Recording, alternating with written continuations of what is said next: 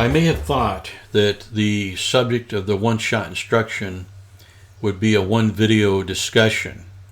However, since I went off chasing rabbits, we had to end that first discussion, and now we're starting the second discussion, which is roughly page 182 or 183 or something like that in your manual. And it's titled, Which Comes First? And right off, I said, under no circumstances do you want to rush through this next sequence. Absorb every little detail that you can, and it will serve you well for the rest of your career with controllers. That's because we're going to examine the behavior of the one-shot very closely. In your program, I had you move this. We'll put this into the edit mode. We'll drag this over here, so now we have the one-shot count right after the one-shot. So it's counting the actual true out, okay, because that's what a counter does. It counts the false to true transitions. And then after bullet, we had a one-shot out count. And after count, we had a bit called scan sensitive. And what we're going to do here is demonstrate the relationship between the post conditions to the preconditions of the one shot. And we call this scan sensitive because it makes a difference in what order these were true based on scan. So new, main program, create. Finalize all edits. And we'll drag this down a little and go back to the watch panel. Well, we need a little more than that.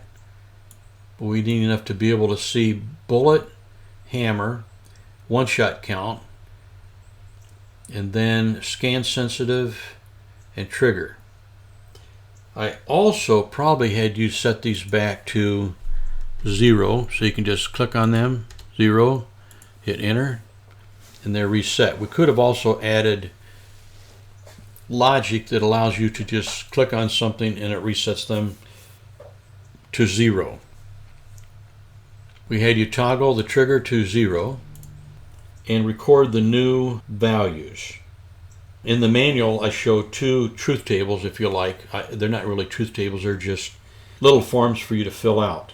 The first one shows everything set to 0, toggle trigger to the on state, and then fill in the blanks. So as we look there, bullet is 0, hammer is 1, one-shot count and one-shot out count, which that's not what mine is named. I'll change it here in a minute so it looks the same. The one-shot count is 1, and the other counter, which is an add instruction in this time, but remember I'm doing things a little bit different just to give you another perspective, it's at 0. Scan sensitive is at 0, and the trigger is on. When you look down your list, it should be 011001. Now I'm going to change the name of this. While we're running, I'm going to go to edit. I'm going to edit the properties. And we called ours one-shot out count, so I'll add OUT underscore. And I'll put the vowels in there for the sticklers. And I have to lower this in order to get to apply and OK. Now we drag it back up. So see, you can edit the tag name online because it really doesn't change anything in memory. It changes the tag name, but it doesn't reposition anything in memory, which is a little bit more involved. You would at least have to go into the edit mode to do that if you're going to reposition and restructure your data table. Okay, did the one-shot hammer go to the true state? Well, yes it did. You can see right there that it's on, so it had to have gone to the true state. How can you determine if the one-shot instruction had a true run condition out? Because of the count up. If you look up the instruction help on a count up instruction, and get used to doing this on a regular basis as you're learning. So we want, I think it's timer counter right there. Timer counter instructions, count up,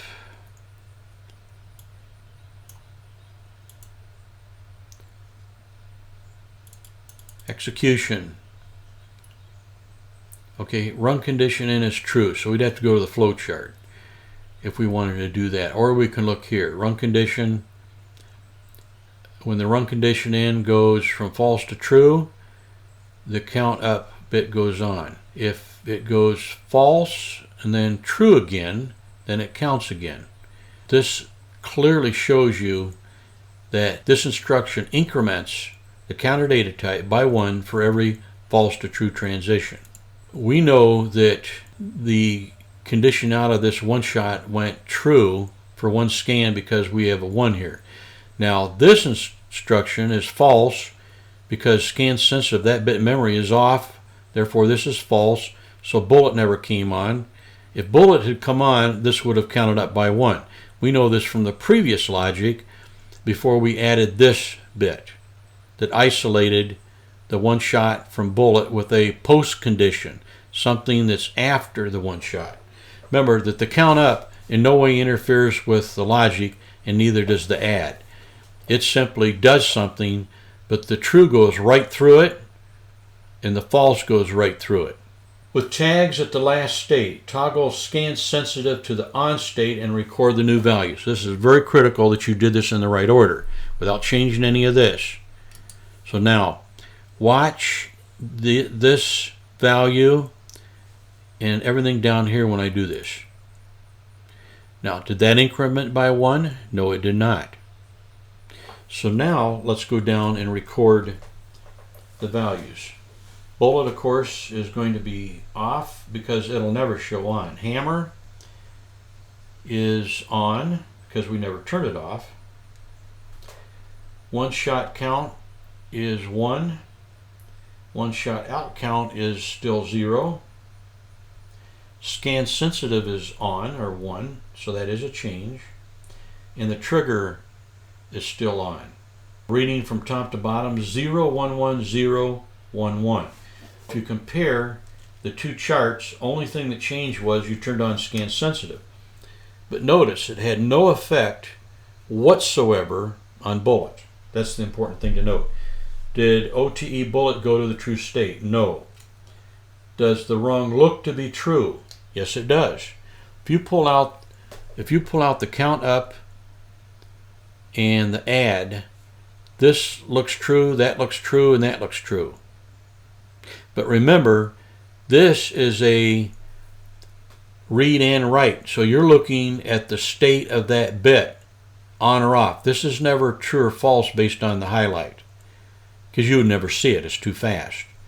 But if you see this highlighted, that means it's on. Just like if you saw this highlighted, it would be on. You won't see the true false state of a one-shot instruction. You'll only see on or off of the storage bit.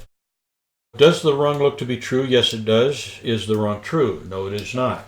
Because the one-shot instruction, hammer, has a false out. How can you determine whether or not the OT instruction had a true rung condition out? We would know it because the add instruction would have incremented by 1, which we clearly demonstrated in the last piece of logic and discussed in the former video. With the tags at last state, toggle trigger to the off state and record the new values. So we're going to the off state here, toggle it off.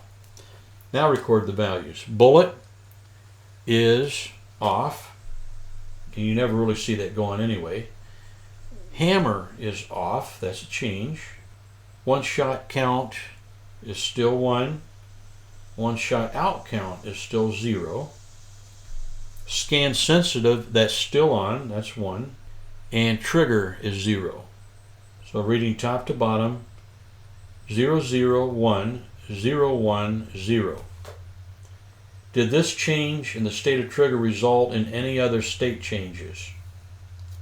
I would say no, except that one thing we don't have in this chart is, well, we do. We have hammer. So hammer is the state of the storage bit for that one shot. I was thinking for a moment I might have missed something here, but no.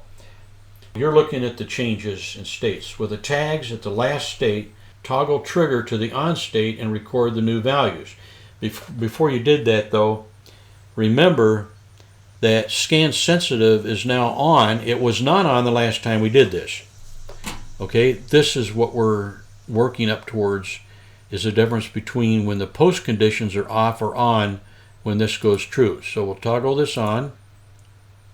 Now look, we got a one-shot out count of 1 because this was true. So when the true one-shotted out of this instruction, incremented the counter data type. This is true, true out. Turn that bit on, incremented that by 1. Next scan, this is true, but this is already on, false out, no count up, false out, etc. Okay, now we want to record on the next page. We want to record bullet is a 0, of course. We never see that go on, but we know it went on. Hammer is on. One shot count is 2, it incremented. One shot out count is 1, it incremented. Scan sensitive is still on, we did not turn it off. And trigger is still on, we did not turn it off. So top to bottom you would read 0, 0, 2, 1, 1, 1.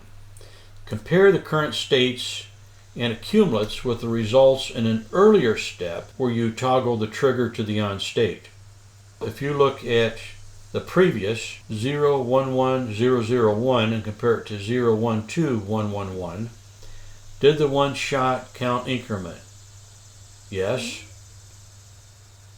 Why? Because the trigger went from false to true. Because it was false on the previous scan, hammer was cleared to 0. So when it went true, it made the one shot true and set the storage bit hammer to 1. And then rung out true, count up incremented, rung out true to scan sensitive, it's true, rung out true to bullet, sets it to 1, rung out true to the add instruction, and then incremented it by 1. Next scan through, trigger is true, but because hammer is already 1, one shot out is false. On the next scan and all subsequent scans, as long as trigger is 1, no count up, scan sensitive is true, but it's still false out, so the rest of the rung does not execute. So we answered these questions. How many times did bullet change state? Well, it only changed state once, even if you pull the trigger again. In other words, if in the previous, when this was off and you pull the trigger, we did not get a one-shot count out. The bullet did not change state. If this counts up, then we know the bullet changed state.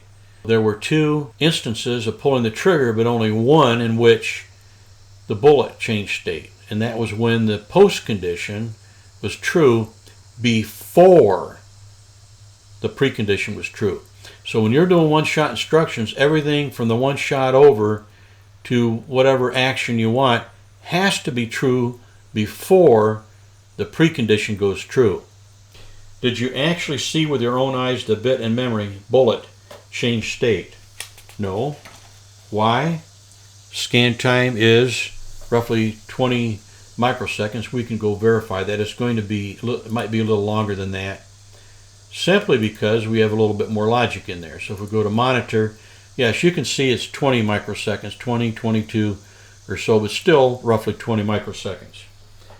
The state of which bit in memory determines the true-false run condition out of the one-shot instruction addressing the bit in memory hammer. The bit hammer. That's what determines the true-false run condition out of the one-shot is the state of the bit hammer in memory. Both trigger and hammer address, point 2, bits in memory that are not influenced by outside factors such as non-synchronous input data types updates during the program scan.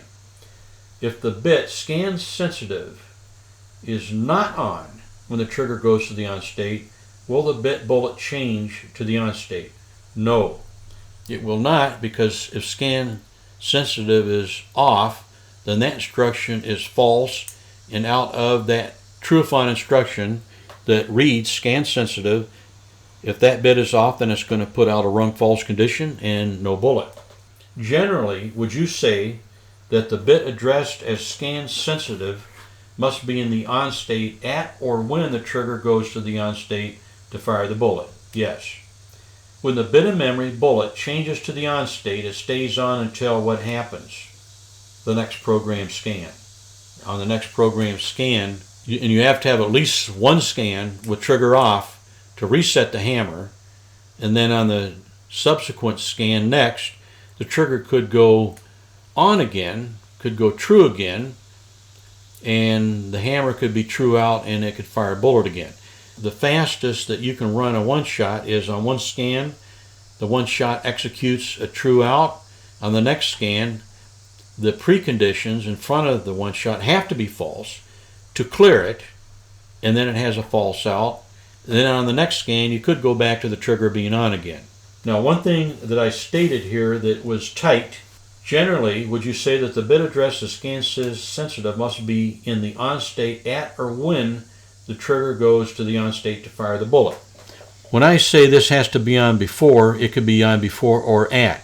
So if on one scan this is false and this is false, but then on the next scan something happened before the next scan where both of these are turned on, then this goes on, true out, sets this to 1, true out, count up.